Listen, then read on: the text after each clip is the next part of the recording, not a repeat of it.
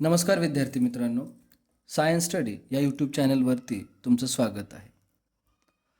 आज आपण घेणार आहोत mechanical properties of solid class 11 chapter number 6 याचं लेक्चर नंबर 2. कालच्या लेक्चरमध्ये आपण पाहिलं होतं की रिस्टोरिंग फोर्स काय असतो, डिफॉर्मेशन कशाला म्हणतात, डिफॉर्मिंग फोर्स काय असतो. त्याच्यानंतर आपण पाहिलं होतं stress, strain, elasticity, plasticity, elastic body, plastic body, rigid body या सगळ्या गोष्टी आपण कालच्या लेक्चरमध्ये पाहिल्या होत्या. ओके. स्ट्रेस म्हणजे काय असतं थोडंसं रिवाईज करा. स्ट्रेस म्हणजे काय? Restoring force per unit area. Indirectly त्याला तुम्ही काय म्हणत असता? Force upon area. त्याच्यानंतर त्याचं SI युनिट काय होतं? न्यूटन पर मीटर स्क्वेअर. त्याच्यानंतर त्याचं अजून एक SI युनिट काय होतं? पास्कल्स. आणि हेच SI युनिट कुणाचं असतं? आपल्या प्रेशरचं.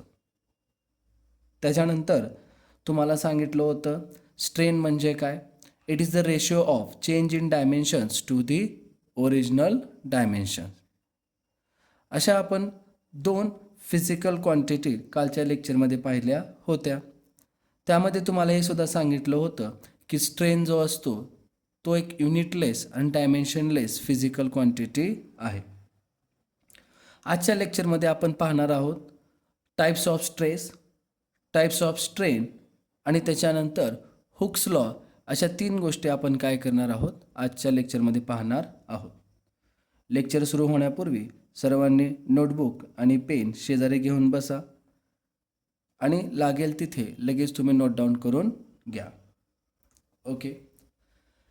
तर स्ट्रेस आपल्याला माहीत आहे. स्ट्रेस म्हणजे काय? Restoring force per unit area. Okay. त्यातला जो पहिला स्ट्रेस आहे तो आहे आपला टेन्साईल स्ट्रेस. आता टेन्साईल स्ट्रेसला समजून घेण्यासाठी तुम्ही काय करा, ही जी तुम्हाला फिगर ए दिसते ह्याच्यामध्ये बघा एक रॉड आहे ज्याची लेंथ काय आहे? L. आता याची लेंथ L असल्यामुळे तुम्ही याच्यावरती काय अप्लाय केलात? F फोर्स अप्लाय केलात आणि त्याला काय केलात? त्याच्या सेक्शन एरियामधून त्याला तुम्ही पुल केलात बाहेर. आता तुम्ही त्याच्यावरती फोर्स अप्लाय केल्यामुळं डेल्टा Lने त्याची लेंथ काय झाली? चेंज झाली. मग याच्यावरती जो फोर्स ॲक्ट होत आहे त्याच्यामुळं या बॉडीच्या कशामध्ये चेंज झालेला आहे? लेंथमध्ये चेंज झालेला आहे. आणि या स्ट्रेसला काय म्हणतात? Tensile stress. म्हणजेच काय? Stress produced by deforming force acting along the length of the body or rod is called as tensile stress. और त्यालाच काय म्हणायचं? Longitudinal stress. या ठिकाणी एक शब्द राहिलेला आहे, तुम्ही लिहू शकता. Stress produced by a deforming force acting along the length of a body or a rod is called as tensile stress or longitudinal stress. म्हणजे याच्यामध्ये जो चेंज झालेला आहे या रॉडमध्ये कशामध्ये चेंज झालेला आहे? त्याच्या लेंथमध्ये. आणि हा जो काय अप्लाय केलेला फोर्स असतो याच फोर्सला तुम्ही डिफॉर्मिंग फोर्स म्हणत असता. त्याच्यानंतर या टेन्साईल स्ट्रेसमुळं इथं जे काय तुम्ही बघू शकता याची ओरिजिनल लेंथ L होती. डेल्टा Lने ह्याची लेंथ काय झाली? इन्क्रीज झाली. मग इथं जे काय स्ट्रेन प्रोड्यूस झालेलं आहे त्या स्ट्रेनला काय म्हणायचं? Tensile strain. या ठिकाणी तुम्हाला याचा फॉर्म्युला पण दिलेला आहे डेल्टा L अपॉन L. कारण स्ट्रेनचा फॉर्म्युला आपल्याला माहीत आहे काय असतो? Change in length upon the original length. त्याच्यानंतर टेन्साईल स्ट्रेस जो आहे त्याचा फॉर्म्युला काय असतो? Deforming force per unit area. आता हा जो डिफॉर्मिंग फोर्स असतो हा इक्वल टू कुणाला असतो? इंटरनल रिस्टोरिंग फोर्सला सुद्धा इक्वल असतो. म्हणजे हा स्ट्रेसचा फॉर्म्युला आहे, हा स्ट्रेनचा फॉर्म्युला आहे. तोच फॉर्म्युला आपण कुठं वापरतो? टेन्साईल स्ट्रेस आणि टेन्साईल स्ट्रेनसाठी. इथं अजून एक तुम्हाला हा सेम रॉड आहे ज्याची लेंथ L आहे. तर या ठिकाणी तुम्ही बघितलात हा F फोर्स अप्लाय करून ह्याला पुश करण्यात आलेला आहे याच्या आतमध्ये. आता पुश केल्यामुळे तुम्ही बघू शकता डेल्टा Lने ह्याची लेंथ काय झालेली आहे? डिक्रीज झालेली आहे. टेन्साईल स्ट्रेस ॲप्लाय केल्यानंतर जी काय लेंथ असते ती काय होत असते, इन्क्रीज होत असते त्या रॉडची किंवा त्या वायरची. पण कॉम्प्रेसिव्ह स्ट्रेसमध्ये जर तुम्ही फोर्स ॲप्लाय केलात तर त्या बॉडी किंवा रॉडची लेंथ काय होते, डिक्रीज होते. बाकी दोघाचा फॉर्म्युला तुम्ही बघू शकता. टेन्साईल स्ट्रेस, कॉम्प्रेसिव्ह स्ट्रेस दोघाचा फॉर्म्युला सेम आहे. टेन्साईल स्ट्रेन आणि कॉम्प्रेसिव्ह स्ट्रेन इथं सुद्धा दोघाचा फॉर्म्युला कसा आहे, सेम आहे. जर तुम्हाला कोणी न्यूमरिकल्स वगैरे विचारले तर जर स्ट्रेन काढा म्हणलं, टेन्साईल स्ट्रेन, तर सरळ फॉर्म्युला कोणता यूज करायचा, change in length upon original length. किंवा टेन्साईल स्ट्रेनलाच तुम्ही डेफिनेशन लिहू शकता. काय लिहू शकता, टेन्साईल स्ट्रेनला तुम्ही the ratio of change in length to the काय असेल, ओरिजिनल लेंथ. याची अजून एक डेफिनेशन आपल्या बुकमध्ये दिलेली आहे. Strain produced by tensile deforming force is called as tensile strain, किंवा यालाच म्हणतात लॉन्जिट्युडिनल स्ट्रेन. हा लॉन्जिट्युडिनल शब्द कशासाठी वापरला जातो, चेंज इन लेंथ असल्यामुळं हा लॉन्जिट्युडिनल किंवा अलॉंग द लेंथ असल्यामुळं हा लॉन्जिट्युडिनल शब्द तुम्ही वापरता. यालाच लिनियर स्ट्रेन असं सुद्धा म्हणतात. मग जर कोणी तुम्हाला विचारलं टेन्साईल स्ट्रेन काय असेल तर काय सांगणार, the ratio of change in length to the original length. याच्यावरती जर तुम्हाला न्यूमरिकल्स दिले तर सॉल्व करता आले पाहिजे. हा झाला तुमचा टाईप्स ऑफ स्ट्रेसमधला पहिला स्ट्रेस आणि पहिला स्ट्रेन. कोणता आहे पहिला स्ट्रेस आपला, टेन्साईल स्ट्रेन. म्हणजे डिफॉर्मिंग फोर्समुळं एखाद्या बॉडीच्या जर लेंथमध्ये जर चेंज होत असेल त्या ठिकाणी जो स्ट्रेस प्रोड्यूस होतो त्या स्ट्रेसला काय म्हणायचं, टेन्साईल स्ट्रेस. लक्षात ठेवा. म्हणजे if by the deforming force length it changes of a rod or a body, then their stress produced is called as tensile stress. लक्षात ठेवा. टेन्साईल स्ट्रेसमुळे नेहमी काय होते, लेंथ चेंज होते. आता कॉम्प्रेसिव्ह स्ट्रेस आणि टेन्साईल स्ट्रेस हे एक्झॅक्टली सिमिलर आहेत. फक्त टेन्साईलमध्ये लेंथ काय होते, इन्क्रीज होते, तर कॉम्प्रेसिव्हमध्ये लेंथ काय होते, तुमची डिक्रीज होते. ओके. सेकंड जो आपला स्ट्रेस आहे तो आहे व्हॉल्यूम स्ट्रेस, किंवा त्यालाच काय म्हणलं जातं, हायड्रॉलिक स्ट्रेस. बघू शकता, व्हॉल्यूम स्ट्रेस किंवा त्यालाच आपण काय म्हणणार, हायड्रॉलिक स्ट्रेस. ओके. आता इथं हा दिसतो तुम्हाला एक माझा मोठा स्फेअर आहे ज्याचं व्हॉल्यूम काय आहे, व्ही, किंवा या साईडला आपण एक क्यूब घेतलेला आहे ज्याचं व्हॉल्यूम काय असेल, व्ही. तुम्ही काय केलात लक्षात ठेवायचं, हे जे तुम्हाला ॲरोज दिसतात हे त्याच्यावरती ॲप्लाय केलेले परपेंडिक्युलर फोर्स आहेत, ते पण होल बॉडीवरती. इमॅजिन करा, तुम्ही जर काय केलात, एखादा तुमच्याकडं जर बलून वगैरे असेल त्याला जर तुम्ही ऑल साईडनं जर फोर्स ॲप्लाय केलात तर तो जो बलून होतो त्या बलून काय होतं, तुमचा लहान होऊन त्याचं व्हॉल्यूम काय होतं, चेंज होतं. म्हणजे तिथं फोर्स ॲप्लाय केल्यामुळं तुम्ही बघू शकता की ह्या बाजूनं पूर्ण फोर्स ॲप्लाय केल्यामुळं त्याचा जो साईज आहे तो काय होतो, चेंज होतो. शेप चेंज होत नाही. म्हणजे सांगण्याचा अर्थ काय, जर तुम्ही एखाद्या स्फेरिकल बलूनला जर तुम्ही ऑल साईडनं जर इक्वल फोर्स जर ॲप्लाय केला तर तो स्फेअरच राहणार आहे, फक्त त्याची साईज काय होईल, तुमची लहान होईल. मग अशा स्ट्रेसला काय म्हणायचं, व्हॉल्यूम स्ट्रेस. जसं टेन्साईल स्ट्रेसमध्ये काय चेंज झाले होते, आपली लेंथ चेंज झाली होती रॉडची आणि बारची, तसं व्हॉल्यूम स्ट्रेसमध्ये काय चेंज होतं, साईज चेंज होते. लेंथ नाही, काय चेंज होणार, आपली साईज चेंज होणार. आणि याच्यामध्ये शेप चेंज होत नाही, लक्षात ठेवा. फॉर एक्झाम्पल हा क्यूब दिसतो, ह्या क्यूबला जर मी ऑल साईडनं जर काय केलो, फोर्स ॲप्लाय केला तर हा क्यूब काय होणार आहे, कम्प्रेस होऊन लहान होणार आहे, पण हा क्यूबच राहील. म्हणजे such a stress which produces change in size but no change in shape is called as volume stress. लक्षात ठेवा. म्हणजे stress produced due to the deforming force. लक्षात ठेवायचं, डिफॉर्मिंग फोर्समुळं त्याच्यामध्ये जो स्ट्रेस प्रोड्यूस होतो त्याच्यामुळे जर त्या ऑब्जेक्टचं जर साईज चेंज होत असेल किंवा इनडायरेक्टली व्हॉल्यूम जर चेंज होत असेल तर त्याला काय म्हणायचं, व्हॉल्यूम स्ट्रेस. लक्षात ठेवा. Stretch which produces change in size but no change in shape is called as volume stress. Okay. त्याच्यानंतर तुम्ही बघू शकता की तुम्हाला याचा सुद्धा फॉर्म्युला सेम आहे. Restoring force per unit area किंवा यालाच काय म्हणतात, deforming force per unit area. जसं तुम्ही टेन्साईल स्ट्रेनना लॉन्जिट्युडनल स्ट्रेन म्हणता, लिनियर स्ट्रेन म्हणता, तसंच लक्षात ठेवायचं व्हॉल्यूम स्ट्रेसला हायड्रॉलिक किंवा हायड्रोस्टॅटिक व्हॉल्यूम स्ट्रेस असं सुद्धा म्हणलं जातं. ओके. त्याच्यानंतर या ठिकाणी जो स्ट्रेन प्रोड्यूस होणार आहे या स्ट्रेनला काय म्हणायचं, व्हॉल्यूम स्ट्रेन.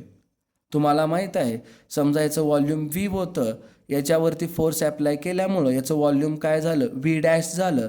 म्हणजे याचं चेंज इन व्हॉल्यूम काढायचं आणि त्याला त्याच्या ओरिजिनल व्हॉल्यूमनं काय करायचं, डिवाइड करायचं. तो तुमचा काय झाला, व्हॉल्यूम स्ट्रेन. म्हणजे सरळ सरळ काय, the ratio of change in volume to the original volume. Okay, the ratio of change in volume to the original volume is called as volume strain, delta V upon V. जसं त्या ठिकाणी आपण formula use केला होता, delta L upon L, change in length upon original length. कोणत्या कशामध्ये use केला होता आपण, टेन्साईल स्ट्रेसमध्ये, टेन्साईल स्ट्रेनमध्ये. तसंच इथं व्हॉल्यूम स्ट्रेनमध्ये काय यूज करायचं, change in volume upon original volume. अजून एक गोष्ट लक्षात ठेवायचं, हे जे काय सगळे स्ट्रेन आहेत, कोणताही स्ट्रेन असू द्या, तो एक युनिटलेस आणि डायमेन्शनलेस फिजिकल पॅरामीटर आहे. ओके. त्याच्यानंतर अजून एक स्ट्रेसचा टाईप आहे, तो आहे आपला शिअरिंग स्ट्रेस. शिअरिंग स्ट्रेस, थोडंसं नीट लक्ष द्या याकडे, शिअरिंग स्ट्रेसकडे. ओके. तुम्ही बघू शकता हा एक क्यूबचा फ्रंट साईड आहे, ABCD. ओके. आता या ठिकाणी आपण काय केलं, ही जी सी आर्म दिसत आहे याच्या ठिकाणी फक्त येतं तुम्ही F फोर्स काय केलात, तुम्ही ॲप्लाय केला. F फोर्स ॲप्लाय केल्यामुळं हा जो ABCD जो तुमचा एक क्यूबचा फ्रंट फेस होता, हा कशामध्ये कन्वर्ट झाला, ABC डॅश आणि D डॅश. आता जर पाहिलात, ही लेंथ AD आहे, AD डॅश सुद्धा काय असणार आहे, यल. BC काय आहे, यल आहे, तर BC डॅश सुद्धा काय असणार आहे, यल. म्हणजे या ठिकाणी जर तुम्ही बघितलात तर साईज चेंज नाही झाला, साईज तेवढाच आहे, फक्त काय चेंज झालेला आहे, शेप चेंज झालेला आहे डिफॉर्मिंग फोर्समुळे. लक्षात ठेवा, इथं जो काय हा फोर्स आपण ॲप्लाय केलेला आहे, या फोर्सला आपण म्हणत असतो टँजेन्शियल फोर्स. म्हणजेच सरळ सरळ हा जो फोर्स आहे, हा टँजेन्शियल फोर्स काय प्रोड्यूस करणार आहे, change in shape of the body. लक्षात ठेवायचं, त्याची साईज न बदलता याची फक्त काय बदलणार आहे, चेंज इन शेप बदलणार आहे.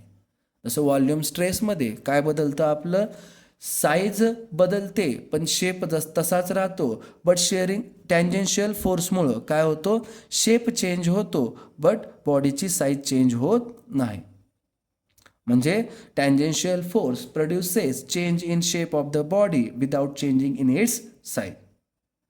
मग इथं जो काय restoring force per unit area develop झालेला आहे, ड्यू टू द कशामुळे, applied tangential force is called as shearing stress और काय म्हणतात त्याला, टँजेन्शियल स्ट्रेस.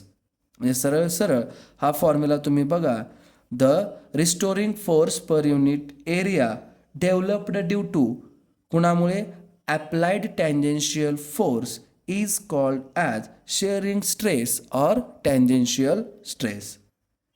ओके. तुम्ही इथं बघू शकता, ह्या AD डॅशमध्ये तुम्ही ह्या C आर्मला स्ट्रेस केल्यामुळं, इथं टँजेन्शियल फोर्स ॲप्लाय केल्यामुळं इथं यांच्यामध्ये एक थिटा अँगल काय झालेला आहे, ऑप्टेन झालेला आहे तुम्हाला. मग त्याला आपण थोडंसं बाजूला घेतलेलं आहे, AD डॅश आणि हा काय, थिटा. आणि हे डेल्टा यलनं, हे डेल्टा यल म्हणजे काय आहे, रिलेटिव्ह डिस्प्लेसमेंट. ही लेंथ चेंज झालेली नाही आहे विद्यार्थ्यांनो.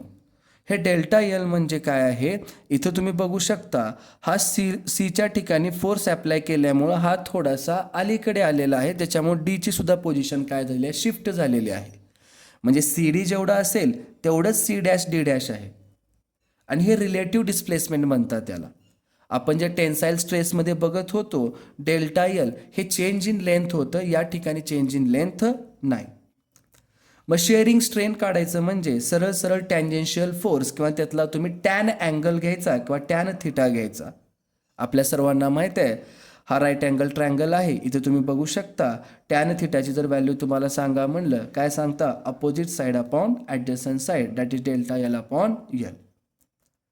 आणि डेल्टा एल म्हणजे काय आहे, रिलेटिव्ह डिस्प्लेसमेंट. आणि हा जो डेल्टा एल जर खूप लहान असेल बाळांनो तर टॅन थिटा हा जवळपास काय असतो थिटा, आणि यालाच काय म्हणतात शेअरिंग स्ट्रेन. आणि हा जो शेअरिंग स्ट्रेन आहे हा सुद्धा युनिटलेस आणि डायमेन्शनलेस फिजिकल पॅरामीटर आहे.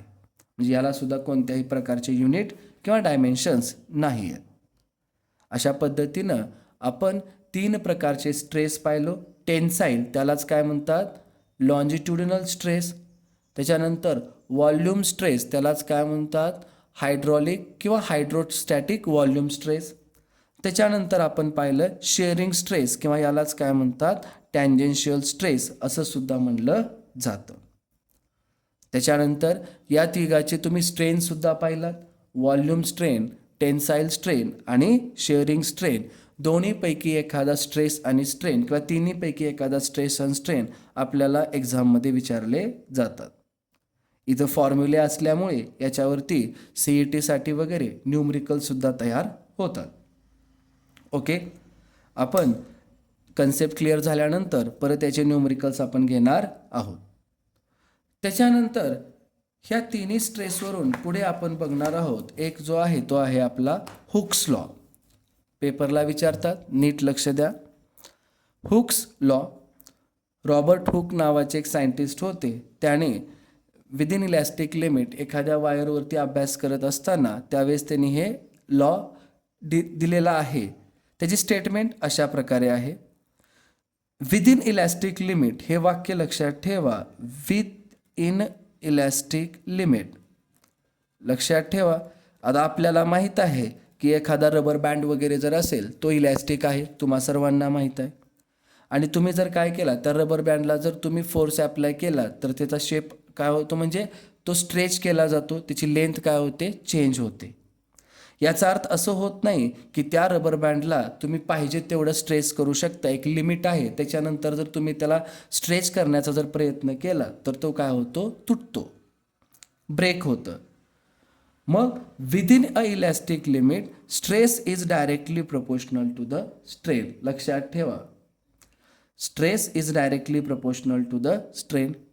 आपल्याला फिजिक्स काय सांगतं बाळांनो, ज्या ठिकाणचं प्रोपोर्शनॅलिटी सिम्बॉल आपण काढलं त्या ठिकाणी काय करायचं, कोणता तरी कॉन्स्टंट आपण इंट्रोड्यूस करायचा. मग स्ट्रेस इज इक्वल टू काय आलं, कॉन्स्टंट इन ब्रॅकेट इंटू काय स्ट्रेन. हा स्ट्रेन इथं मल्टिप्लिकेशनमध्ये आहे, याला लेफ्ट हँड साईडला घ्या. Stress upon strain is equal to काय येतं कॉन्स्टंट. आणि याच कॉन्स्टंट ऑफ प्रोपोर्शनॅलिटीला काय म्हणलं जातं, मॉड्युलस ऑफ इलॅस्टिसिटी. ओके, हा जो कॉन्स्टंट आहे यालाच काय म्हणतात मॉड्युलस ऑफ इलॅस्टिसिटी. मग जर तुम्हाला कोणी विचारलं डिफाईन मॉड्युलस ऑफ इलॅस्टिसिटी तर हे इक्वेशन वाचायला शिका. It is the ratio of stress corresponding to the stress to the corresponding strain is called as modulus of elasticity. लक्षात ठेवा काय म्हणतोय मी तुम्हाला. ओके, की it is the ratio of stress to the corresponding strain is called as modulus of elasticity. असं का शब्द वापरला आपण, स्ट्रेस 3 प्रकारचे असतात, टेन्साईल, व्हॉल्यूम, शेअरिंग. तर स्ट्रेनसुद्धा 3 प्रकारचे असतात, टेन्साईल, व्हॉल्यूम आणि शेअरिंग. जर तुम्ही टेन्साईल स्ट्रेस घेतला तरी तुम्हाला टेन्साईल स्ट्रेनच घ्यावं लागेल. ओके, मग इथे एक शब्द वापरला आपण इलॅस्टिक लिमिट, हा शब्द आपण यूज केला. कशाला म्हणणार आपण बाळांनो इलॅस्टिक लिमिट. इलॅस्टिक लिमिट त्याला म्हणतात the maximum value of stress up to which stress is directly proportional to the strain. स्ट्रेसची मॅक्झिमम ती व्हॅल्यू जिथे स्ट्रेस हा डायरेक्टली प्रोपोर्शनल असेल कुणाला, स्ट्रेनला, त्याला काय म्हणतात इलॅस्टिक लिमिट. याचा ग्राफसुद्धा तुम्हाला शो केलेला आहे, स्ट्रेस वर्सेस स्ट्रेन. ही स्ट्रेट लाईन तुम्हाला काय दाखवत असते की it is directly proportional to the strain, म्हणजे जसं स्ट्रेस इन्क्रीज करचाल तसं स्ट्रेनसुद्धा काय होतं इन्क्रीज करतं. ओके, आणि हे इलॅस्टिक बॉडीसाठी आहे. आता मला सांगा किती टाईपचा स्ट्रेस आहे बाळांनो? 3 टाईपचा. कुठला? टेन्साईल, व्हॉल्यूम आणि त्याच्यानंतर शेअरिंग. मग याच्यावरून लक्षात ठेवायचं मॉडलससुद्धा 3 प्रकारचे आपले काय होतात तयार होतात, आणि 1 बाय 1 आपण काय करणार आहोत नेक्स्ट लेक्चरमध्ये मॉडलस ऑफ इलॅस्टिसिटी शिकणार आहोत. मग त्याच्यामध्ये बल्क मॉडलस आहे, यंग्स मॉडलस आहे, किंवा मॉडलस ऑफ काय असेल रिजिडिटी. त्याच्यानंतर पॉयझन्स रेशो वगैरे येणार आहे आपल्याला. ओके, मग आपण या 2 लेक्चरमध्ये काय काय पाहिलं बाळांनो? मेकॅनिकल प्रॉपर्टीज ऑफ सॉलिड हा चॅप्टर नंबर 6 आपण स्टार्ट केलेला होता. कालच्या लेक्चरमध्ये आपण पाहिलेलं आहे की इलॅस्टिसिटी किंवा इलॅस्टिक बॉडी कशाला म्हणतात, प्लास्टिसिटी किंवा प्लास्टिक बॉडी कशाला म्हणतात, डिफॉर्मेशन काय असतं किंवा डिफॉर्मिंग फोर्स कशाला म्हणतात, रिस्टोरिंग फोर्स काय असतो, त्याच्यानंतर बेसिक स्ट्रेस कशाला म्हणायचं, आणि स्ट्रेन, ह्या 2 गोष्टी आपण फर्स्ट लेक्चरमध्ये पाहिल्या होत्या. आजच्या लेक्चरमध्ये आपण काय पाहिले? 3 इम्पॉर्टंट स्ट्रेस. टेन्साईल स्ट्रेस त्यालाच म्हणायचं लॉन्जिट्युडिनल स्ट्रेस, त्याचा स्ट्रेन टेन्साईल स्ट्रेन किंवा त्यालाच म्हणतात लिनियर स्ट्रेन किंवा त्यालाच काय म्हणतात लॉन्जिट्युडिनल स्ट्रेन. त्यानंतर सेकंड पाहिलं आपण व्हॉल्यूम स्ट्रेस, त्यालाच म्हणतात हायड्रॉलिक स्ट्रेस, आणि त्याच्या करस्पॉन्डिंग जो स्ट्रेन आहे त्याला काय म्हणतो आपण व्हॉल्यूम स्ट्रेन. त्याच्यानंतर शिअरिंग स्ट्रेस लक्षात ठेवायचं, हे आपण पाहिलेलं आहे. ओके, या सगळ्या गोष्टी व्यवस्थित काय करायचं तुम्ही लक्षात ठेवायच्या.